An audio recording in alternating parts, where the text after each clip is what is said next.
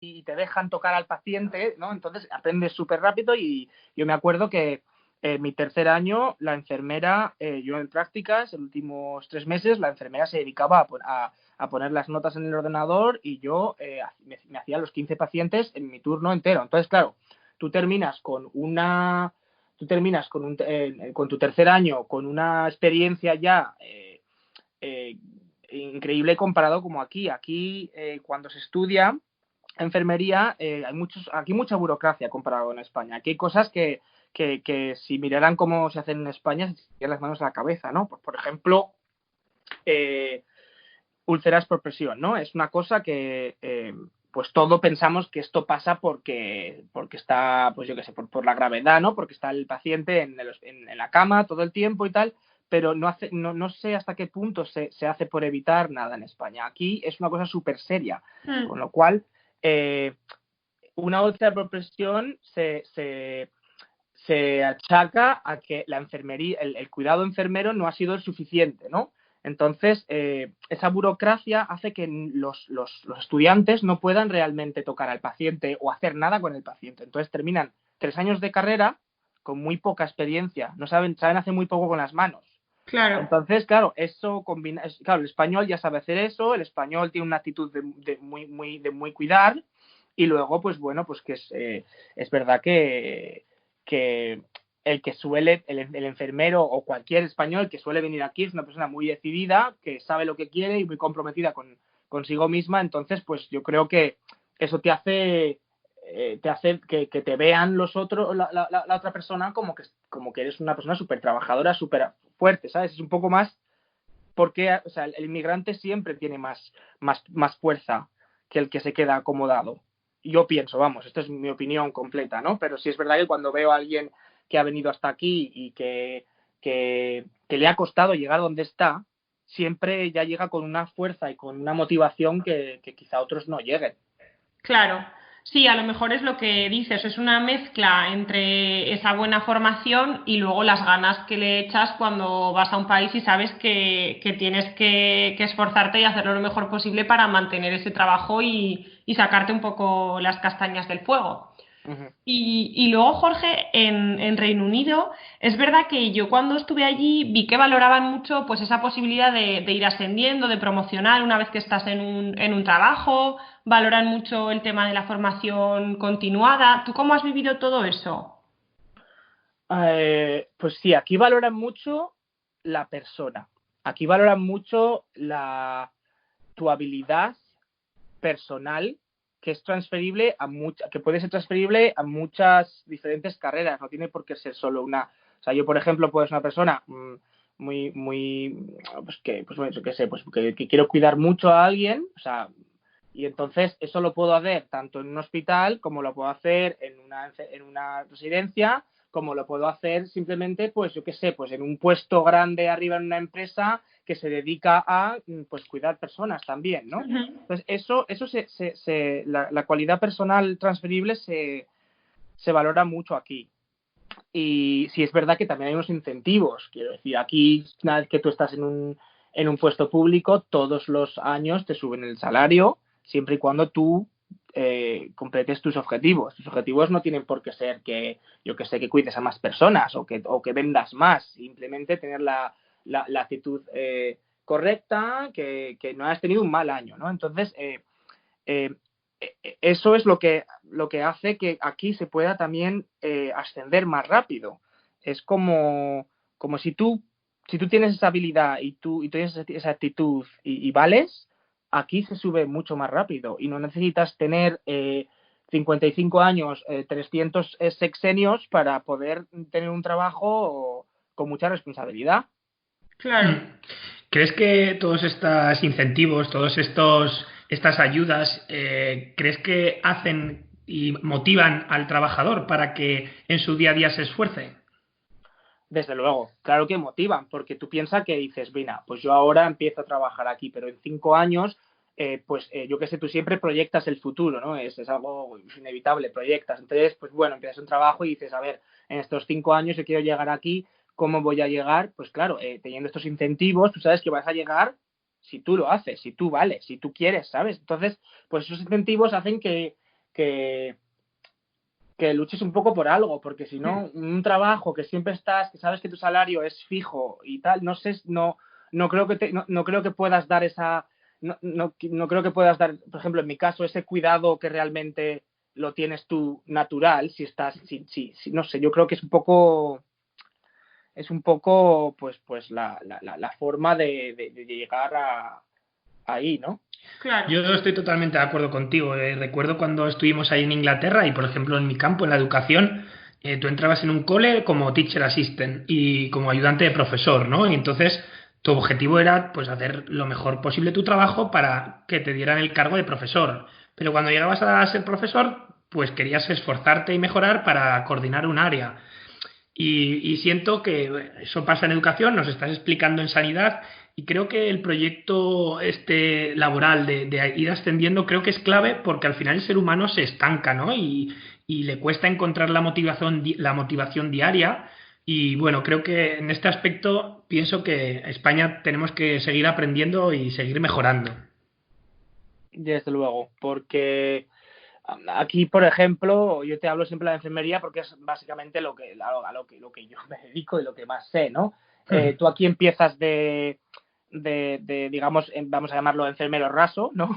Que es Sí, la base y eso es una banda, ¿no? Pues cada banda es unos pagos, ¿no? Pues aquí empiezas con eso un es. banda 5 que viene siendo un salario, pues no sé si es 25.000, creo, al principio o algo así. Y dentro de esas bandas hay diferentes puntos que tú vas subiendo cada año si tú estás motivado y consigues tus objetivos. Claro. Entonces, cuando tú llegas al tope de esa banda, tú te puedes quedar si quieres toda tu vida en el tope de esa banda.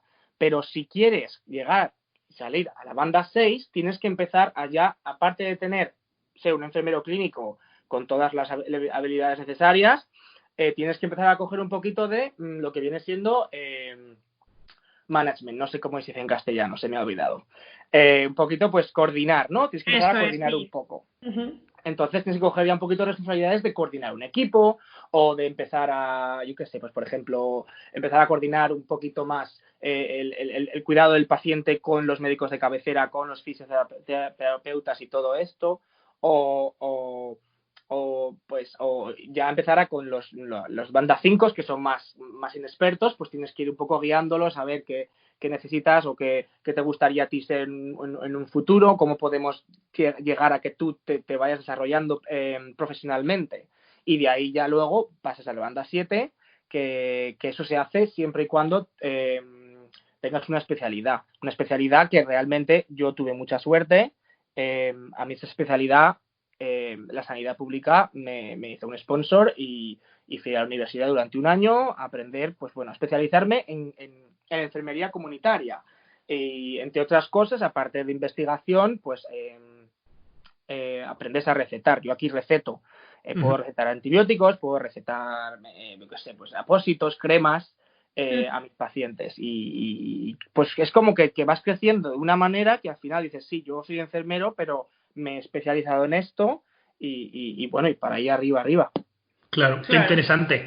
Bueno, estamos conociendo cada vez más, pues bueno, cómo estás allí trabajando, cómo nos estás explicando todo un poco de la vida laboral, pero nos encantaría que nos cuentes cómo es tu vida en Londres, tu día a día. Yo tengo que decir que nos sentimos súper afortunados porque cuando estuvimos viviendo en Londres coincidimos muchísimo con Jorge. De hecho, yo estuve más de 2 meses en su casa. Entonces, fue una experiencia genial y nos enseñó parte de lo que es la ciudad, parte de lo que es, pues bueno, los bares, las pintas. Y bueno, nos encantaría que nos contaras un poco, pues, cómo es tu vida allí, tus amigos, bueno. ¿Cómo ha cambiado también, no, Jorge? Después de 9 años, me imagino que tu vida ahora no tendrá mucho que ver con la vida que tenías cuando llegaste a Londres con 20 años o con 23 años, no me acuerdo. Cuéntanos un poco toda esa evolución. Buah, cuando llegué yo a Londres con 21 años, pensando que sabía muchas cosas, cuando era me di cuenta que no tenía ni idea, yo vine, pues como cualquiera dice, una mano delante y otra detrás. Yo llegué a un barrio donde había burkas por todos los sitios, no había visto un burka en mi vida. Yo decía, esto es Londres, esto no es Londres. Pues bueno, he compartido con muchísima gente, empecé en una residencia de estudiantes con 23 italianos, que yo aprendí italiano antes que inglés durante 3 meses. Luego he compartido con gente que no conocía de nada, que uno de ellos resultó ser un camello, nos echaron. Luego me fui luego ya conocí unos grandes amigos de Pamplona y bueno, de ahí hicimos como un poco el grupete inglés, ¿no? Que éramos todos españoles, no había ningún inglés. Pero bueno, y con ese grupete, pues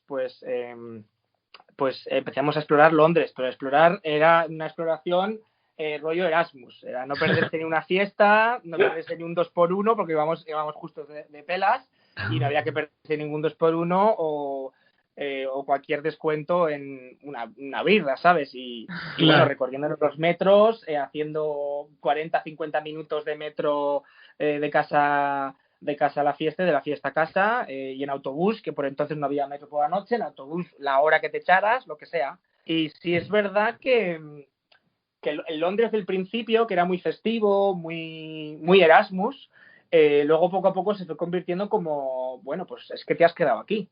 O sea, ya esto se convirtió, en vez de en una vida estudiantil, una vida pues más profesional, con más responsabilidad, y ya yo por lo menos me empecé a sentir un poco más inglés adoptado, perdona, y pues bueno, fui entendiendo la forma de vida aquí y aquí estoy. Y la verdad que ahora mismo no me he cansado de Londres todavía. Tengo que decir que Londres todavía me sigue dando muchas cosas. Londres es una ciudad de locura. A mí lo que más me gusta de Londres es que hay gente de todos los colores, con formas de ojos de todas las formas, con culturas de todo esto, con pañuelos en la cabeza de todas las formas, y eso te da un horizonte mental que se abre hacia todos los lados, que luego realmente dices, pues es que no sé, yo me di cuenta que podemos ser de tantas maneras y que nadie es nadie para juzgar a nadie por llevar un velo, por creer en lo que sea, por comer curry, por lo que sea, ¿sabes? Nadie tiene que juzgar a nadie, y a mí eso es lo que me gusta de aquí, que tú vas y te juntas. Yo, por ejemplo, en el trabajo con 2 nigerianas, 3 filipinos, una jamaicana, yo, y no hay ningún inglés como tal. Y a mí eso me encanta, me encanta, porque no tienes por qué ser inglés para ser londinense. Claro. No sé, si tiene tanta vida, tienes ocio, tienes, no sé, es muy... Nunca te cansas de esta ciudad. Sí es cierto que la gente va y viene, y eso es lo triste un poquito, ¿no? La gente que dices, hostia, esta gente con la que yo he tenido tanta relación, con la que estaba a tope, con la que yo pensaba que iba a ser para siempre, pues bueno, cuando luego se te van, por ejemplo, a Praga, o se van, por ejemplo, a Australia, y dices, pues quieras o no, aunque gracias a Dios tenemos estas tecnologías, se pierde porque no está el contacto del día a día, ya no están las vivencias que te hacen estar, ¿no? Claro, pero es muy curioso lo que comentas de esa multiculturalidad y toda esa diversidad de gente, que yo tenía la sensación cuando vivíamos en Londres que yo nunca me sentí inmigrante. Parece que a veces cuando dices, ay, el inmigrante pues que tiene que estar haciendo un trabajo peor, o que a lo mejor se puede ver discriminado por lo que sea. Yo nunca me sentí así, justamente por lo que tú dices, porque hay gente de tantas maneras, de tantos estilos de vida, que habla idiomas diferentes, que tiene una cultura diferente, que al final esa mezcla pues también es lo que te enriquece, ¿no? Y lo que te hace aprender y ver que no todo es como nos han enseñado en casa, de, bueno, pues un poco la norma común.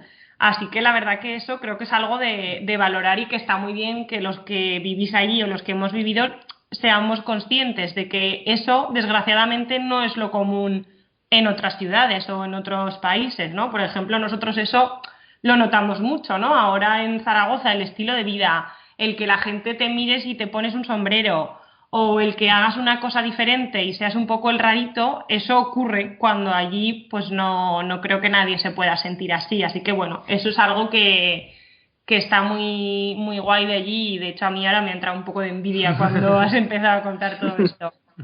Realmente nosotros nos sentimos muy abrazados por Londres, ¿verdad? Y claro, cuando, por ejemplo, sucedió esto del Brexit, para nosotros fue un choque bastante grande. ¿Cómo te sentiste tú? Porque yo recuerdo ese día Y me recuerdo de levantarme por la mañana, mirar a Alba y decir, ha salido.